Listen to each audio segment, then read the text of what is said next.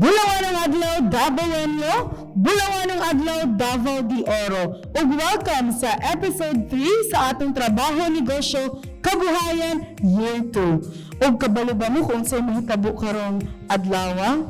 Siyempre makita man mo. So karon pagahimuon ang first ever Davao de Oro Exporters Forum 2022. Ug kabalo ko na makita ninyo ato ang mga bisita karong adlaw. Inubanan gikan sa DTI Davao de Oro ang Senior Trade Industry Development Specialist Rochelle Nunez. Nangbuntag ma'am, nangbuntag tan. And kauban usab nato gikan sa atong partner sa Provincial Government of Davao de Oro, ang OIC sa Investment Division, Gerald Alindahaw. Bulawanong adlaw, sir. Bulawanong adlaw po, ma'am. Kumusta man ka karong adlaw, sir? So far, very good. Alright, so kabalo ko daghan king pangutanon mo kay ma'am, anong first ever mo nga mahitabo ng Exporters Forum. So karon inubanan sa ato ang STIDS or Senior Trade Industry Development Specialist na si Rochelle Nunez. Iyong i-expound pa mo kung anong mahitabo ni. But first, ato sang pangutanon si ma'am kung unsa ang iyahang division sa DTI o kinsa iyahang mga gina-assist. Okay. Good morning, Tal. Good morning sa ato ang Dabawenyo. Gold morning. Muna ato ang karon na gold morning. So, thank you, Tal, for this opportunity of having me here and be interviewed.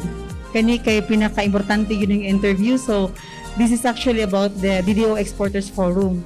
But first, I have to introduce myself and the office, the specific unit that I'm handling. So, as mentioned ganiha, I handle specifically the Industry Development Division in our office. That includes ato ang investment promotion. Of course, ang ato ang competitiveness, that includes the CMCI survey and the industry clusters. And we also, under our division also, ang ato ang mga negosyo centers. Yes. O uban pa, basta we handle investors, we handle institutional and industry development. So daghan kita ginabuhat sa ato ang division. Yes, ma'am. And kabalo naman mo na last year sad gipahitabo ang first ever hybrid na investment conference. So mahapit ng mga Davaoenyos diri sa Davao de Oro kay first ever gyud na hybrid investment conference. And aside sa first ever pod na Exporters Forum. So unsa experience atong sa investment conference, ma'am? Og unsa pod ang objective or tumong nato sa pinakauna na Exporters Forum? Oh, grabe, very exciting, no? This is our first, before that, kani ato ang investment conference. This has been our regular or flagship project sa investment promotion. So I've been conducting investment conference since 2016. We are very successful in that endeavor because nakita nato atong mga investment areas nga ato agyong na daghang gyud mga investors pod nga nag-invest diri sa ato ang probinsya. O kani ato ang Exporters Forum, this is the first time tal no? Yes, so, first time siya. We all know that kani ato ang Davao de Oro is a net exporter contribution sa atong Davao region. So sa ato ang statistics, 2.8 lang ato ang net exporter contribution sa Davao region sa atong Philippines. So, kaya we have to gather the exporters sector because muna siyang burag sector that is left behind. Wala kaya na to siya na datagaag pansin na in fact, kani ato mga MSMEs, their graduation point is really exporting. So, muna siya ato ginatanaw nga of all our interventions, dapat mo end up sila as exporter. So that is the end point of our MSME development. They should end up exporting. And what's the kind of that, the impact of that or the significance of that? They should have good product. They should have good packaging, labeling, and so many things. So daghan kitag buhaton sa exporters. So this is just an avenue. We have to call in our processors, MSME processors, even our existing exporters. So daghan unya ako ang iko ng mga yes po. speakers. Sige po. But we'll let Sir Gerald speak first. Yes po. So thank you Ma'am Rochelle no.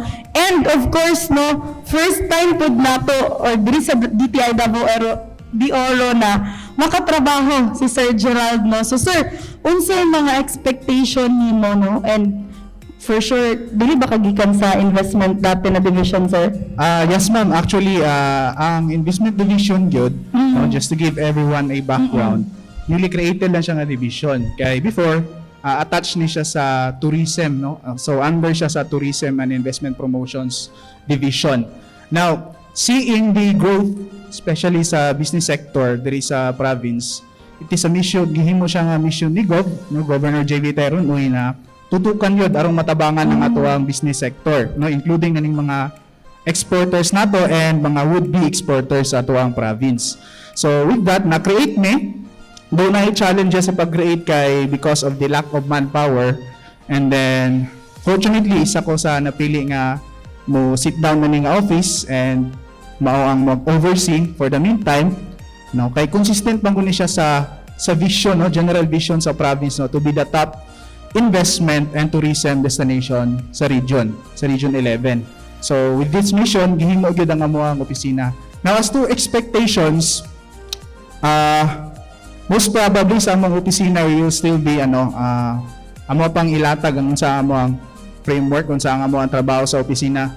Of course with the guidance pod sa mga partner agencies namo sa inyo ma'am sa DTI, no, and hopefully ma-promote namo pod among office, no, especially awareness sa mga tao nga naa po di ay office or division sa province, no, sa local government na pwede maduulan sa ato ang mga businessmen, no, dili lang kay DTI, siguro namanggoy usahay ka ng kulang sa information drive na kung when it comes to business sa DTI lang gyud dito. So daghan di mga programs actually and mga activities po na pwede mahatag sa ato ang business sector. Yes sir no, kay bas mao na importante pod na ma-inform ang public kung unsa ang mga services na gina-offer sad sa ato ang probinsya gikan sa investments division. So thank you sir for sharing that.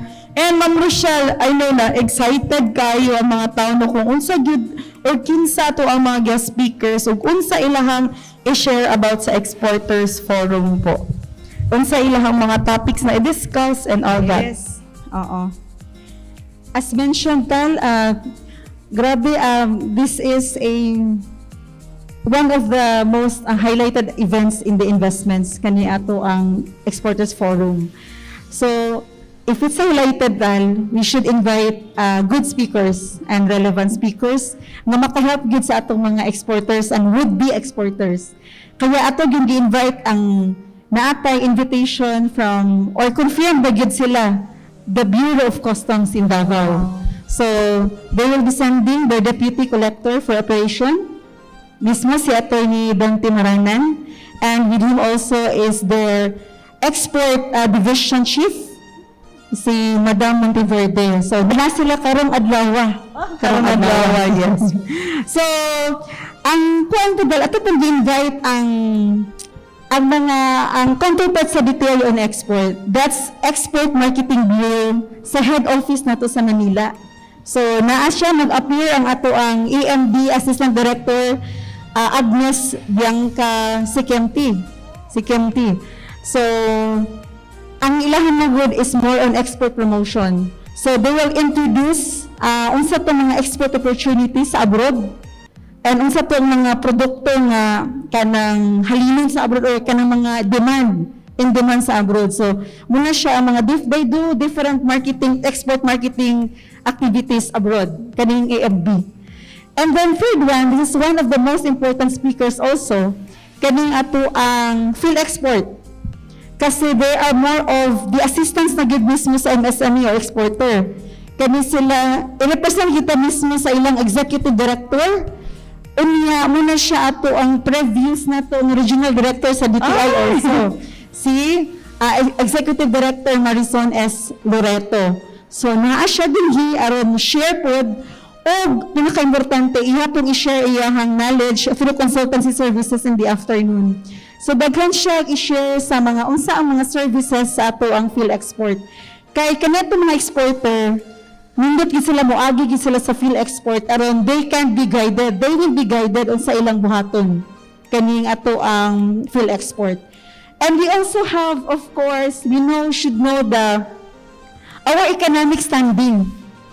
Unsa gid ato ang standing very statistically in terms sa ato ang gross regional domestic product, that's GRDP, and we will be represented by our PSA chief, si Sir Gulay. So siya ato ang speaker from PSA.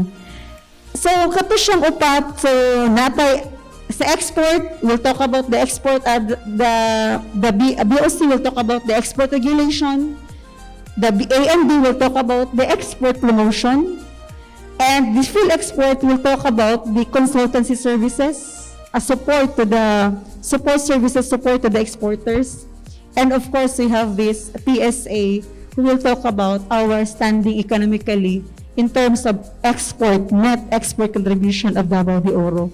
So, pulpakta, ang pinaka-importante karon natay matunaan sa ilaha, and our MSME can be guided, they can be given directions.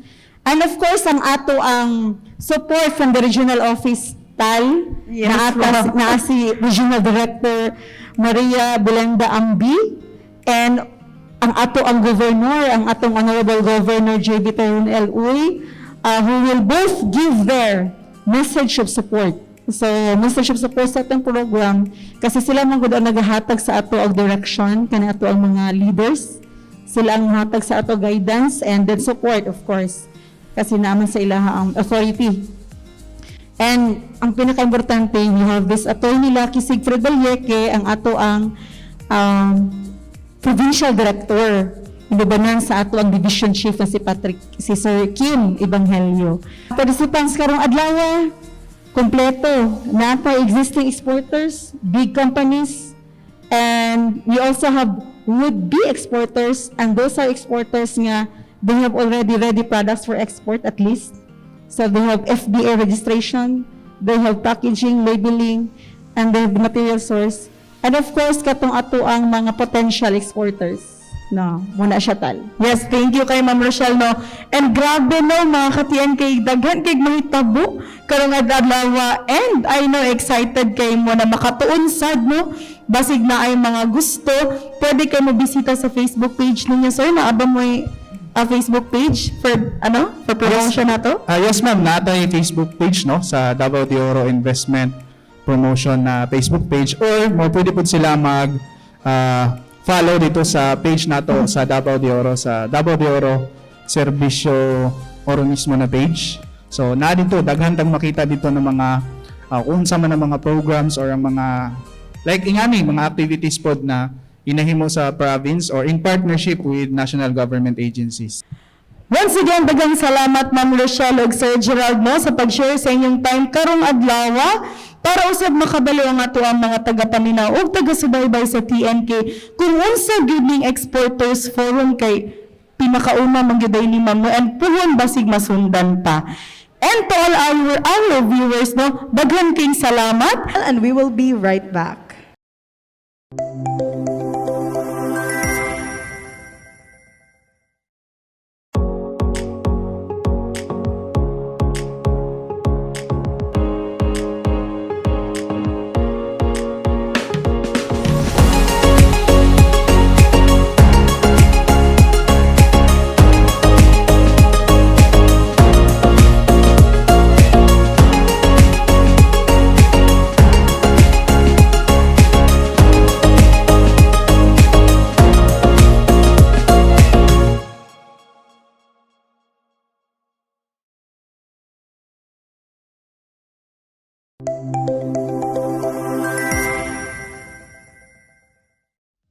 Bulawanong adlaw sa atuang tanan, no? And welcome to the first ever Davao de Oro Exporters Forum 2022. So kauna-unahan jud ni, no? And we are very lucky kay kauban nato ang atuang mga guest speakers na very rare lang pud nato makita, no? We are very happy, no, na nakaanhi gihapon mo, no, despite the busy schedule.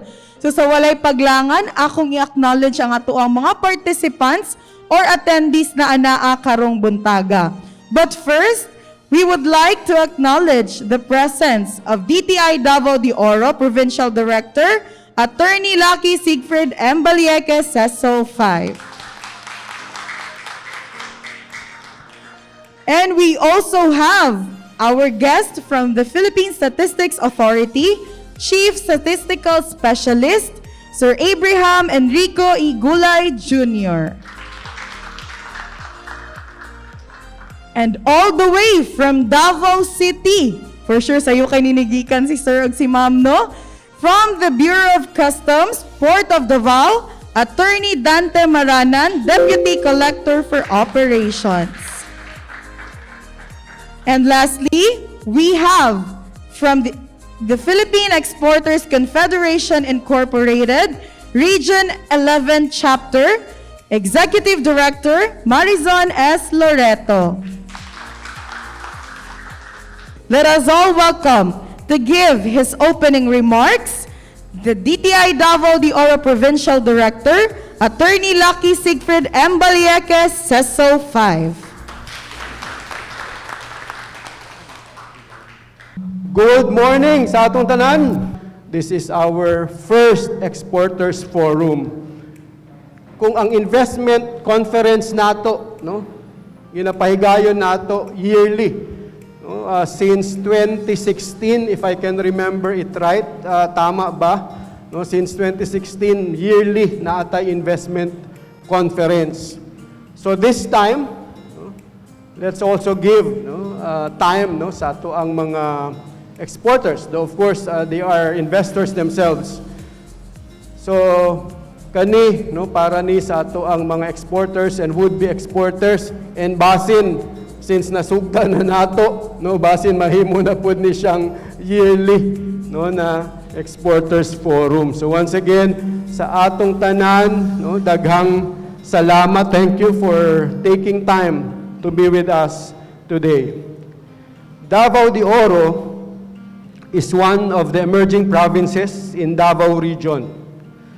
For the past 7 years, Davao de Oro has been consistent in its placement as one of the highly competitive provinces in Davao region in the Cities and Municipalities Competitiveness Index, or CMCI, as manifested by its increase in investments, opening of more businesses despite the pandemic, and more jobs have been created. Just for the information of everyone, just allow me to do some flexing. For 2 consecutive years, Davao de Oro is the second most competitive province in Davao region. And at the national level, from 27th place in 2020, last year, 2021, nag-improve ta, and Davao de Oro placed 11th as most competitive province at the national level. And just very recently, just last Monday or Tuesday, March 8 is Tuesday. All right, Tuesday, Davao de Oro just celebrated its 24th founding anniversary. So Davao de Oro is now 24K. Or 24 karat, as what we say. So kung ikumpara nato, if we liken the province to a gold, 24 karat gold, di ba? Kung musulti tag 24 karat gold, it's 100% pure gold. Okay? It exudes an elevated level of class and highly desirable. So we want Davao de Oro to be highly desirable in both investments and exports. Despite these developments, however, it has also been noted that exports are relatively low in this area, which is dominated by the banana commodity. Data shows that Davao region contributes 2.8% net exports in 2020 to the rest of the Philippines, and with an overall negative 7.6% gross regional domestic product or GRDP respectively. It is imperative to say that the decline was due to the unexpected pandemic which hit the entire ecosystem. Nonetheless, Davao de Oro is known for its resiliency, and our business community recovers fast. At the national level, let me just give some figures here. At the national level, this is based on PSA data, our total external trade increased. Please take note, our total external trade increased. But our trade deficit also posted an annual increase. So meaning, when we talk of total external trade, that includes both exports and imports. So if you look at our balance of trade in goods, okay, mas taas ang atoang exports, mas taas ang atong imports rather than our exports. So medyo disbalance, ang atoang ginatawag nato nga balance of trade in goods. So dapat manggod pare-pareho, or of course, we would want also na ang atong exports would be more than our imports. Okay? Alright, so ang atong sales actually from exports this is in 2021. Okay? Sales from exports posted a positive growth. Okay? Our annual total export increased amounting to $76.64 billion, or that's a 14.5% increase from 2020.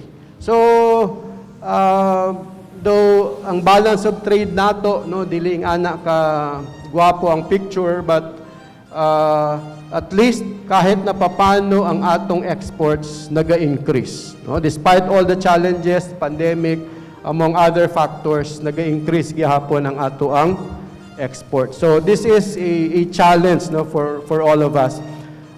Dugang lang na information or data, just in case you're not aware, ang ato ang top 10 major commodity groups na diha ang coconut oil, other manufactured goods, chemicals, machinery and transport equipment, electronic equipment and parts, other mineral products, electronic products, ignition wiring set, and other wiring sets, metal components, then ang ikanapulo, the 10th is our fresh bananas.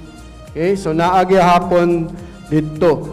Then ang ato ang top 5 exports, electronic products, other manufactured goods, coconut oil, ignition wiring sets, and chemicals. So mo itong ato ang top 5 exports. And lastly, para makabalo lang ta sa ato ang top 5 major export trading partners. Ang USA, still number 1, followed by China. Kabalo man ta, na ang China is really an emerging export market for the Philippines. Though we also import from them, but we also do a lot of exports to China. Then followed by Hong Kong, 4th, Japan, and 5th, Singapore. Okay? So, Davao de Oro would like to, or Davao region as a whole, would hope to contribute to our national total export earnings. Thus, this exporters forum that we are conducting today. So, in this forum, we would like to present and showcase our products and our MSMEs that are export ready in order to somehow improve our performance in the Davao region economy. Readiness means products that have established good packaging, branding, labeling, and maintaining good material source for sustainability, among others.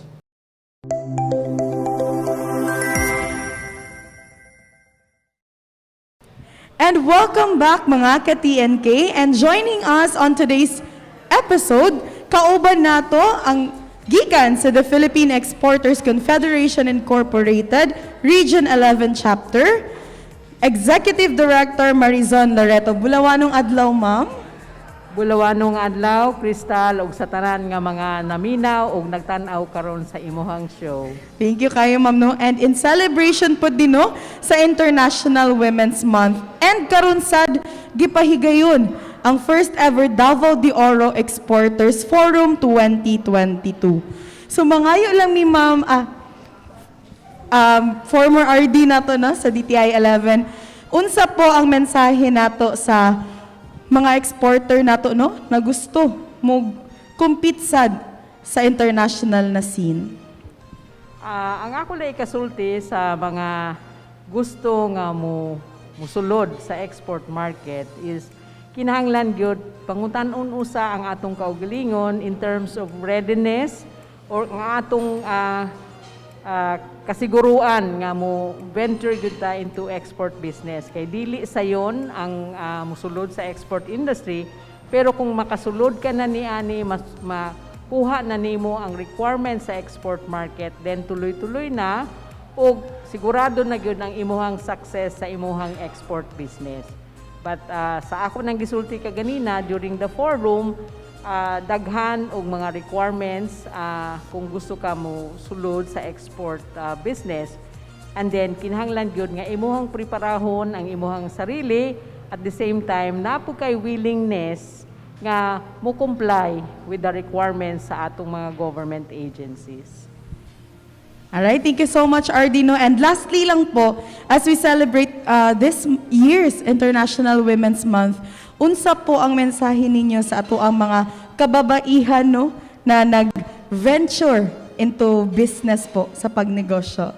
Okay, yes, Crystal. Ako, hats off gyud ko sa mga babae nga adunay katakos nga mo sulod sa negosyo, ilabi na gyud ang export business. Kay sa ako nang giingon, medyo lisod kini siya, pero once makasulod ka na sa export market, tuloy-tuloy na ang imuhang negosyo. So, diri sa Region 11, daghan na gyud po ta og mga babae nga exporters o mga businessmen, and the women power in Region 11 has always been manifested through our entrepreneurs, our SMEs that are women entrepreneurs. So, go, go, go lang ang atong mga kababayenan. Thank you so much, Executive Director Marizon Loreto. So daghang kayong salamat, ma'am, no, sa pag-uban sa among karon na episode. Ug mga ka-TNK, sa among pagbalik, among i-share sa inyo kung unsa ang mga panghitabo sa the first ever Davao de Oro Exporters Forum 2022. Ayaw mo og balhin og channel, and we will be right back.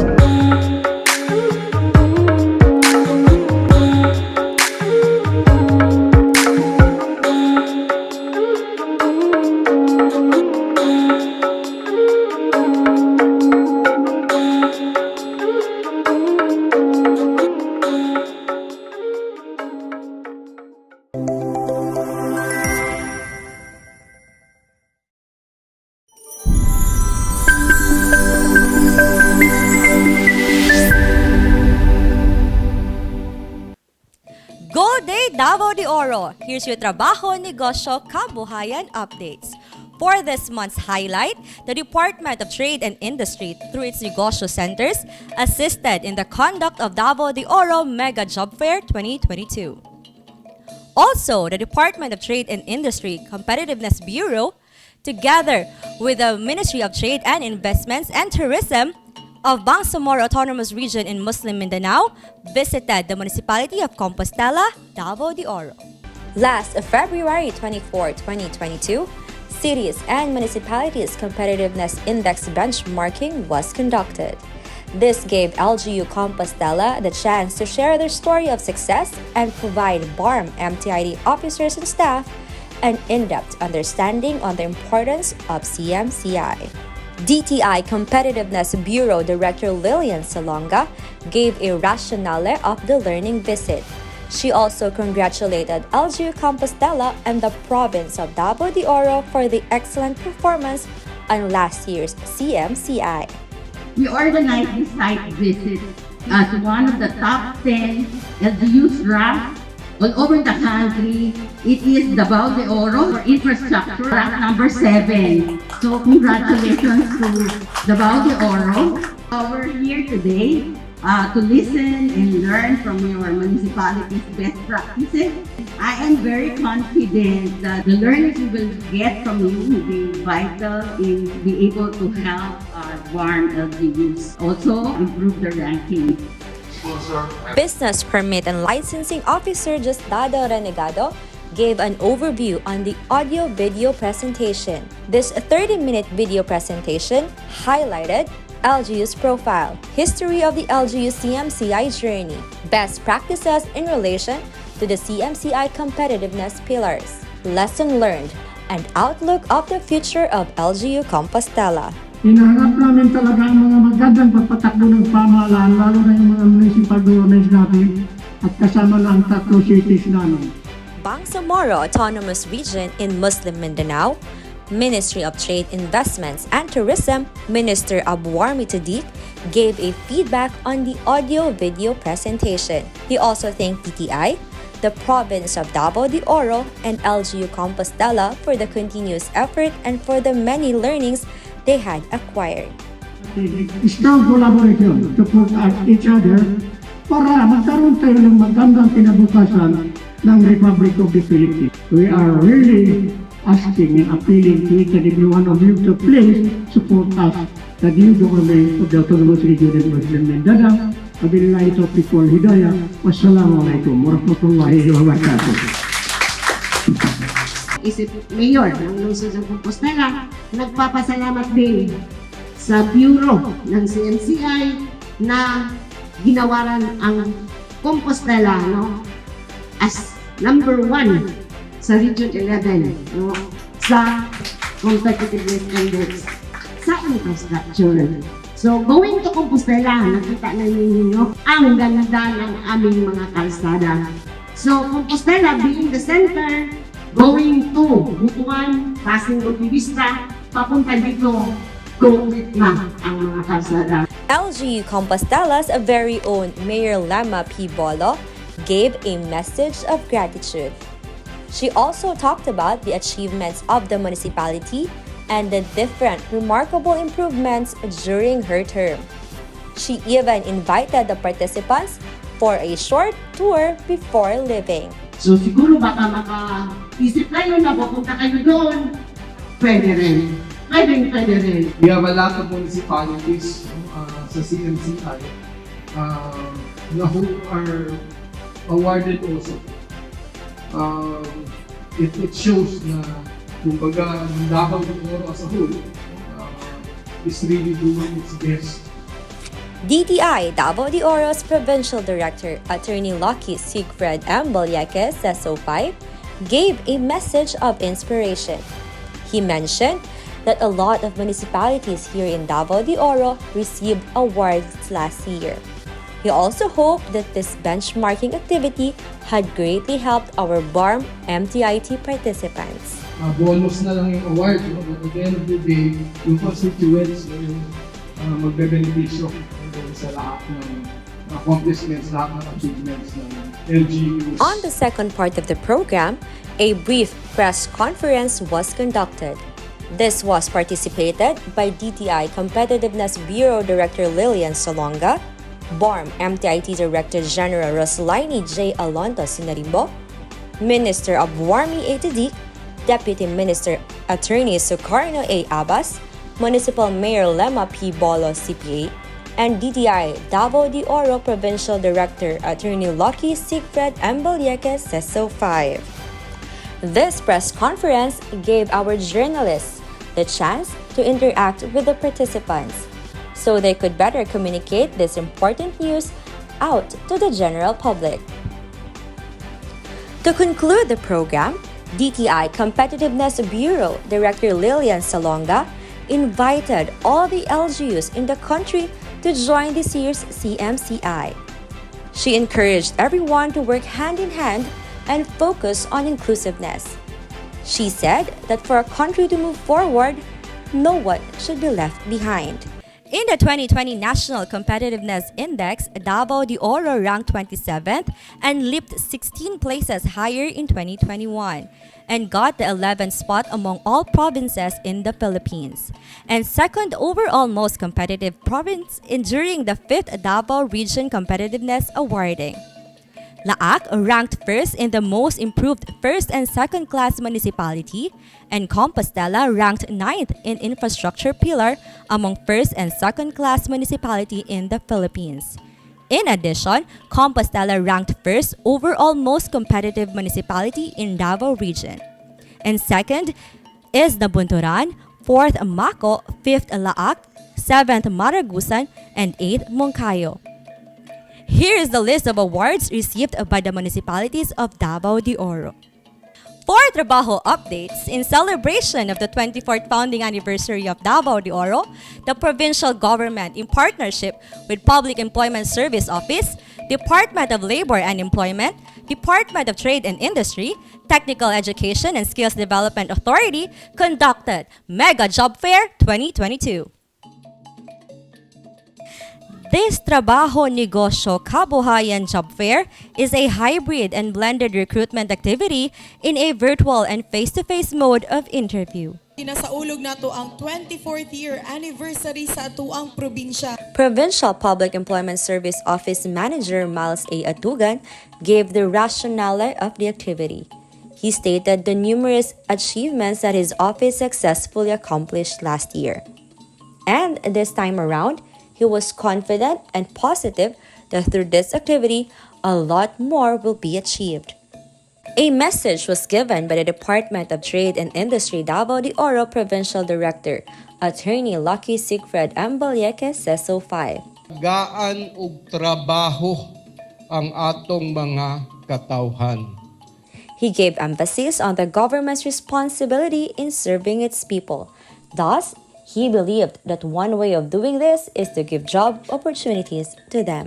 Opportunities sa atong mga katawhan. Especially, no, nga ang Davao de Oro, okay?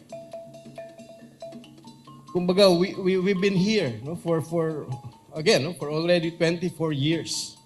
Okay? And the past 24 years, no, ang Davao de Oro, no, naningkamot nga muhatag og job opportunities sa ilahang katawhan. No? So pagpaka nato ang province of Davao de Oro. Okay? And as I've said, no, it is but proper, no, that as we celebrate this 24th year of Davao de Oro, muhatag pata, no? Let's further give job opportunities sa atong mga katawan. And rest assured, DTI, as we promote entrepreneurship, no, kauban pirmi ang Department of Trade and Industry, no, para sa pag-generate og job. As we promote entrepreneurship, ang DTI, no, mao ganing naningkamot ta nga mag-create ta og negosyo, because kung naay negosyo, naay trabaho. So mao gyud na ang katuyuan, mao na ang one of the objectives sa Department of Trade and Industry. Governor J.B. Tyrone L. Uy gave a message to the people of Davao de Oro. Kuha nato sa Davao de Oro ang makakuha og trabaho sa different job openings sa nagkalaing-laing mga negosyo dinhi duol sa atua sa Davao de Oro or sa... He highlighted how vital everyone's role is in contributing to the government's success. He was hoping that 2,000 job vacancies would be filled by all Davaoenyo applicants. Ug ako nagaampo makuha gyud nato, matilok gyud nato ang 2,000 slots. No, kay ang 2,000 slots it would mean everything sa usa ka pamilya.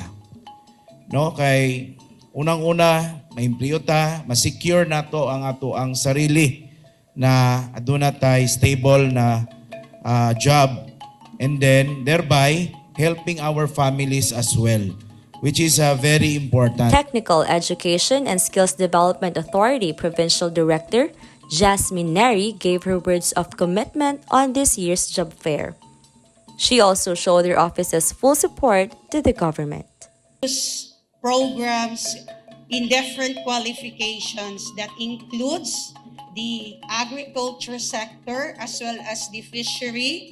We have also the construction that is in support of our President's Build program. We have also from the sector of the information technology, we have for the healthcare services and as well as the tourism industry. So today, the technical education and skills development personnel will be providing services in different scholarship programs so wanted to avail and to be equipped with the skills training that are suited for them. Today also, we are with our valued technical vocational institution administrators. This mega job fair opened an avenue to all job seekers. In celebration of the province's founding anniversary, this activity highlights the collaboration and partnership with government agencies and private companies in creating an inclusive and strengthened effort among others. And that's it. This is Joyly Cabison for your Trabaho, Negosyo, Kabuhayan updates.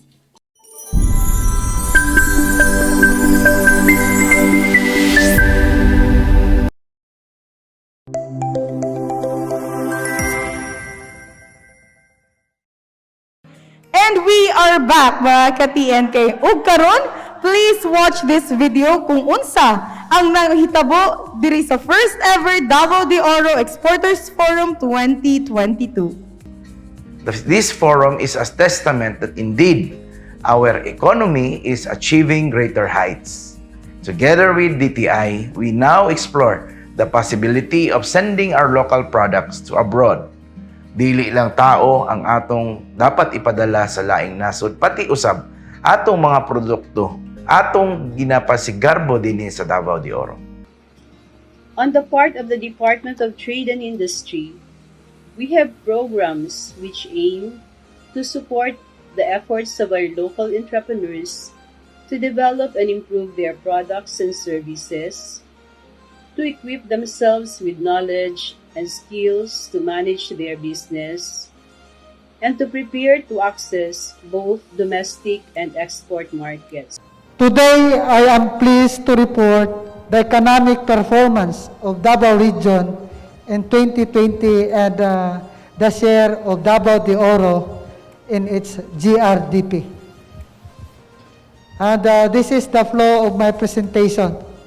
First, I will be presenting, giving you the picture of the performance of the economy of Davao Region, the gross regional domestic product, the gross regional domestic expenditure, then the per capita GRDP, GRDE, likewise the performance of Davao Region with other regions, and the value and share of production in agriculture and fisheries.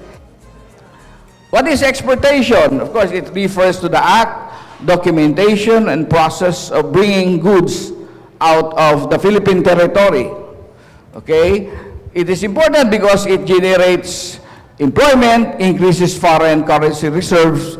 You know, in the Bureau of Customs, ang amo abiyang, we have target collections, di ba? Every month, every year. But our performance is based on the collections from the import duties and taxes. So kana sa export wala man na sa mua. But why do we cater to that? Why is it important to us? Because tungod lagi ani, it increases foreign currency reserve not only in our region but in the entire country. So that is important how important you are. What is PhilExport? PhilExport is an accredited export trade organization under the umbrella of the PhilExport National Office. Export trade organization. We are not an exporting agency. We are not a government agency or a private institution, but we are a trade organization or association of exporters. There is a Region 11. It represents the different sectors in the industry. So naatay agribusiness, naay manufacturing, naay logistics. Every part of the value chain that are engaged in the export business are members of PhilExport. But I will tell you, membership with PhilExport is not mandatory. It's not mandatory or compulsory. It is an optional on the part of the exporters to make sure that the programs of government, the policies that they set, the strategies that they employ in doing their respective programs are in attune to the desire to make export business viable and provide the ease of doing business to the export players. We, of course, extend support to our members by building their capability to manage their export transactions and to comply with the regulations set by government, particularly the Bureau of Customs. Kaya ang ato gyud agency nga in charge sa export is the Bureau of Customs. Mauna nga, we closely coordinate with this agency because we want to make sure that exporters do not find difficulty complying with the requirements of the Bureau of Customs and that they will have the ease of doing their export business. Hangtod nga makaabot ang ilang produkto sa gawas, hangtod nga mabayaran sila sa ilang buyer, ug hangtod nga masustain yun nila ang ilahang export business. Okay? For the programs and services of PhilExport, initially, PhilExport extends export and import facilitation services to its members. I will keep on repeating the word its members. Okay? Now, we provide facilitation services for the CPRS. Gimension ni ganina ni Attorney Maranan, di ba? Client Profile Registration System to make sure that government regulations are properly adhered to and the procedure of going into the export business is strictly followed by the exporters. We also extend export consultancy, especially sa mga bag-o o sa mga gustong mag-export. We teach them, we tell them how to go about the whole process, even going to the extent of informing them that this kind of product is already in demand in the market. So you better make sure that you make good with your export business. Kung kunyari, naka sa VCO, kinahanglan ayuhon nimo because ang requirement sa merkado, dili lang kay maayo ang imong packaging or ang imong labeling, but you need to comply with the international standards, quality set by your market or your buyers. Last year, the Intellectual Property Office also launched an incentive package, this time sa mga export na products, no? Kasi take note that your registration for brand, lahat ng intellectual property properties are territorial in nature. So once you are only registered in the Philippines, let's just say you filed only for registration in the Philippines, you are only protected within the Philippines also. Kasi nga, different country, different IP laws. But good news, since if you're into export and then you're planning to, let's just say for example, you're planning to export in China, then this, you can easily protect your brand in China by filing under this one for the world. Kung sa mga kasagaran nilang problema or risgo. Based on experience, yung ibalik, no, the commodity is being returned by the buyer because it did not meet the requirement. or wala siyang permit, necessary permit from us going to their country. From Mawab Ceramics po. Halimbawa po kung ang cargo mo is para sa Europe, dadaan pa ba kami ng Manila or from Davao Port diretso na sa Europe? Or ceramic products kasi usually ang market is US and Europe countries. So, dadaan pa ba kami ng Manila or direct na from Davao to destination niya? Actually, we have vessels that are calling, diretso na siya sa Europe and the US. So, depende na lang pala sa kakargahan. Yeah, depende Oo. din sa shipping line. Pero lately, parang may problem ang US market. Nahirapan sila sa vessel. But this time, nawala na ang pandemic. Medyo nag-improve na ang mga shipping agencies. We have a lot of vessels na coming in sa Port of Davao.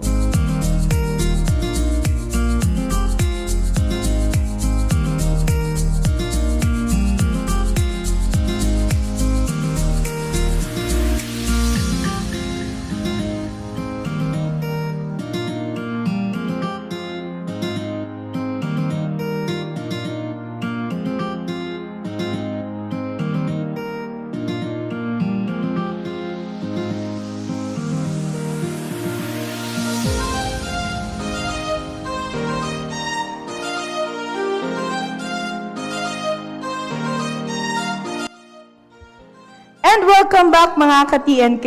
I know, daghan kay mong natun-an karon sa Exporters Forum no, and maghatag lang mi og short na recap kung unsay mga pahitabo karong adlaw. So giubanan tano gikan sa Philippine Statistics Authority si Sir Abraham Enrico Gulay Jr. na nag-share kung unsa ang DDO's net export contribution and its GRDP or Gross Regional Development Product share in Region 11 or sa Davao Region. And usab, via Zoom meeting, giubanan kita sa Assistant Director sa DTI Export Marketing Bureau, Assistant Director Bianca Pearl Sikimte, diin, gi-explain niya kung unsa ang mga export programs, promotion and marketing kung on existing free trade agreements. Usab iyasang gi-promote no ang Export Virtual Assistant or EVA. So bisitaha lang ang ilahang website na makita ninyo sa ilahang sa amuang screen kay amuang gi-flash karon. And also, happy kay tano and we are honored na giubanan sad ta gikan sa tong partners from the Bureau of Customs, of course. We have Attorney Dante Maranan, the Deputy Collector for Operations, na nag-share usab kung unsa ang mga customs export regulations and procedures. And lastly, isa po ni siya kababae nga nag-delve sad into business and also karon naa na siya sa export. And also a former regional director of DTI 11, we have Executive Director Marizon Loreto from the Philippine Exporters Confederation Incorporated, Region 11 Chapter. So nag-share siya kung unsa ang PhilExport's Export Facilitation Support Services. And also, isa sa highlights sa atuang DDO or first ever Davao de Oro Exporters Forum 2022, naasay panghitabo na free consultation no sa atuang mga attendees diin. Gi-assess ni Ma'am Marizon no kung pwede ba or export ready na ba ang mga produkto or unsa ang mga lakang pa na pwede nila buhaton para kita maging globally competitive. Grabe ka-productive ang atong bulan karon. So, daghang panghitabo and I know na nasa yung mga updates na kailangan po nato mahibalaan. So, once again, this is Crystal, your TNK Serbisyo Oro mismo host. Daghan king salamat sa pagsubaybay sa tuwang episode 3 ug magkita-kita ta next month, same time, 10 a.m. to 11 a.m. every third Tuesday of the month sa Serbisyo Oro mismo. And of course, inubanan sa atong partners sa Serbisyo Oro mismo, the provincial government of Davao de Oro, headed by, of course, Governor J.V. Tyron Uy, and the Serbisyo Oro mismo team, daghan kayong salamat. And of course, dili po ni mahimong posible ang ato mga episodes kung wala ang support gikan sa DTI Davao de Oro, and of course, DTI Region 11, headed by Regional Director Maria Belenda Q. Ambi, and DTI Davao de Oro Provincial Director, Attorney Lucky Sigfred M. Balieke. And inubanan sa tibuok Davao de Oro, trabaho, negosyo, kabuhayan, serbisyo Oro mismo team, daghan kayong salamat, bulawanong adlaw sa atong tanan.